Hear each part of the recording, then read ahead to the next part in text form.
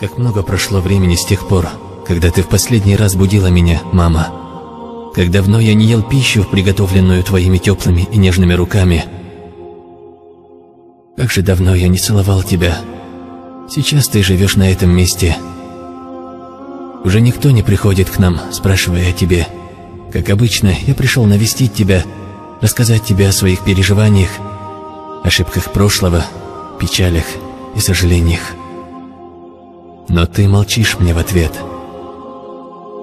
Твоя смерть для меня как наказание за мои поступки. Лишь после твоей смерти я осознал, как же ты была добра ко мне. Но как же я был несправедлив к тебе. И эта душевная рана не дает мне покоя, мама.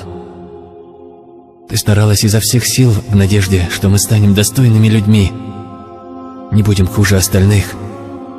Почему же мы не ценили это, пока эта страшная болезнь не охватила тебя? Я не забуду, как я хлопал дверью за собой, когда был лишь немного недоволен. Лучше бы я умер, чем хотя бы один раз огорчил тебя своим поведением. Ведь что бы я ни делал, твое милосердное сердце простило бы мне все. Лучше бы я умер 10 раз, чем один раз огорчил бы твое милосердное сердце, 1000 раз простившее меня. И вот сегодня я снова глажу землю на твоей могиле, а в сердце боль. Как же мне больно, но как поздно я об этом сожалею.